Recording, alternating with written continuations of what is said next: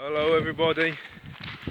So in this video I'm going to be talking to you about the time that I had a serious guitar playing injury, how I overcame that injury, and how I've remained injury free since that time. So I hope that if you have an injury at the moment, that I hope this is going to be helpful to you.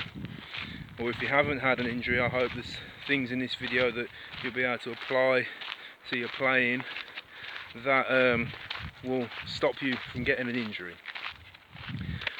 So I had a finger injury when I was playing for about 3 years. I just got to the point where it's starting to show I had some potential with guitar playing, and I thought, oh, this is going to be really good.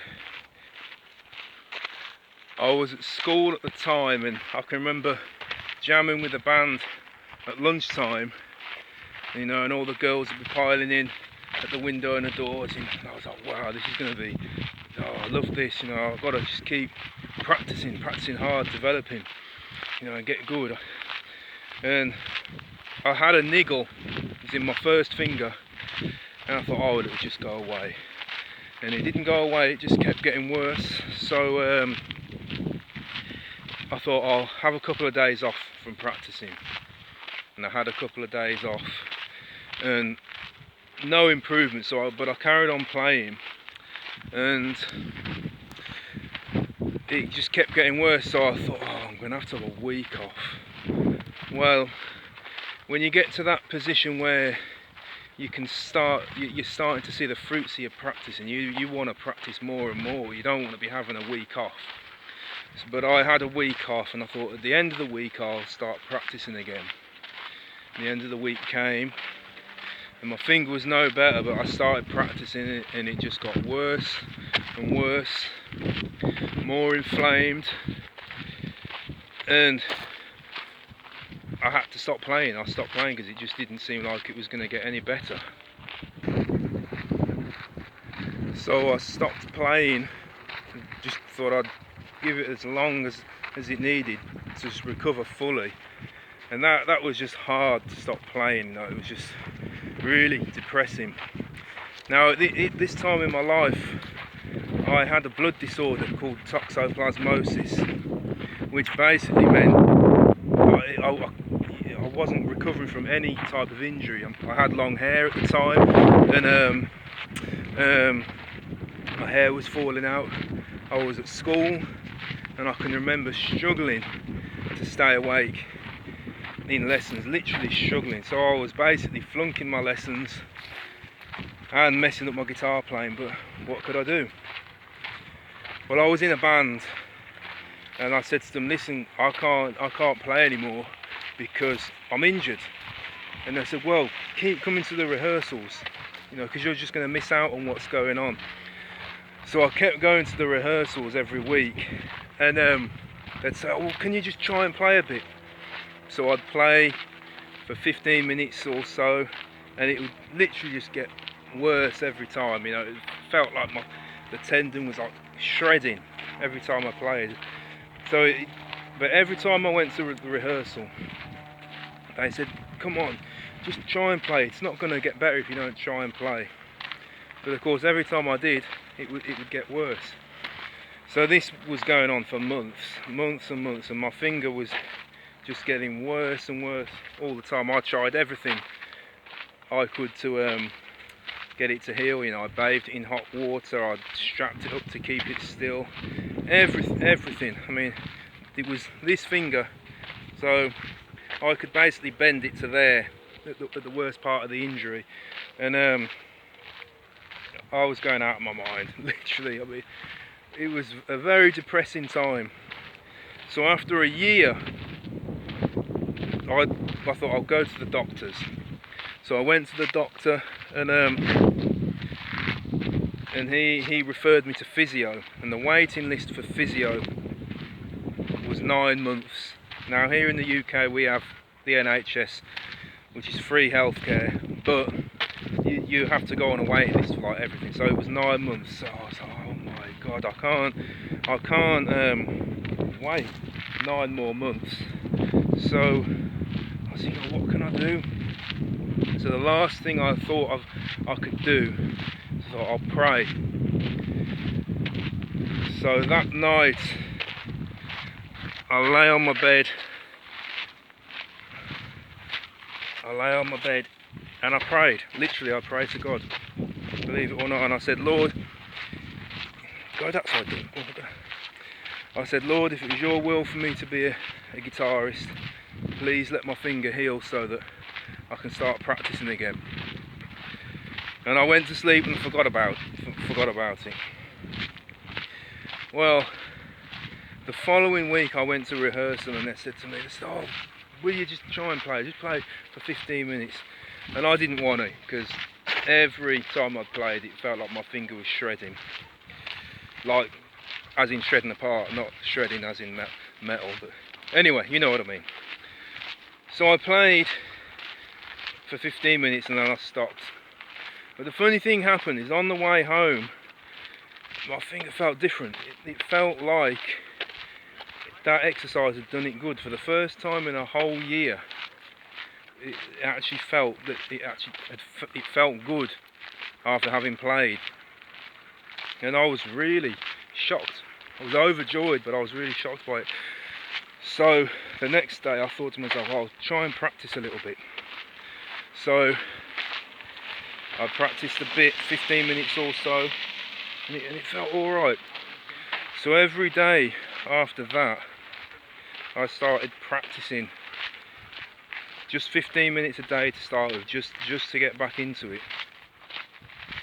And that was literally 1 week after I prayed to God. So if you don't believe in God, as far as I'm concerned, that's proof to me that God exists. So that's how I overcame the injury initially. But of course, after having missed so much playing for a year, you know, it was a real setback in my playing. So I felt that I needed to analyse what had caused the injury in the first place. I mean, obviously there was the factor of the blood disorder that I had, which meant that I recovered very slowly from things. But as I looked at what had been going on, I realised that I had an erratic practicing routine. So Monday to Friday I was at school, and maybe I'd do an hour a day of practice. But Saturday and Sunday I'd do 9 hours. 9 hours on Saturday, 9 hours on Sunday. And also I was repeating the same thing over and over and over again, you know, for the whole day, just to nail one particular type of thing. And I think those two things really contribute to the injury, because you want to practice the things you want to get good at, and of course practicing relies on repetition, but you don't want to be doing that repetition for the whole day. And I definitely think that if whatever practice routine you have, that you keep it roughly the same amount every day, so there's not so much of a shock on your hands when you know going from playing an hour a day and then suddenly 9 hours. It's just a recipe for disaster. Another thing that I figured out was that it's important to have a structured practice routine, and it certainly is for me, in order to stop having injury, to overcome and to stay injury free. So I'd start off with just some simple stuff with open chords for 20 minutes or so, then do some scales, then do some rhythm exercises, string bending exercises, then licks, then songs, and have a structured practice routine where you're touching on every single area, but you're not overdoing any particular area. For example, if you just were working flat out on string bending, you could easily get injured just with string bending, doing it to excess. So that was one thing that I figured out how to overcome injury. Another thing is your well-being. I find if you treat guitar playing almost like you're an athlete, and of course everybody knows that athletes, they're obviously up on their training, but also nutrition. And nutrition is pretty key, because you're doing something physical and your body needs to be able to recover from that. And also I found that exercise, getting into exercise, take a walk, go running, anything to build your physical strength will help your guitar playing. Now once I'd thoroughly recovered from injury, the injury had been a memory, it had been, let's say, I'd been injury free for 5 years. I started really getting seriously serious about my guitar playing. So I was doing 8 or 9 hours every day, day in, day out. I didn't work a regular job. This was the period of my life where most of my income was from music. So I'd be busking, doing gigs and so on. But in the daytime I'd be practicing. Hang on, there's a car coming.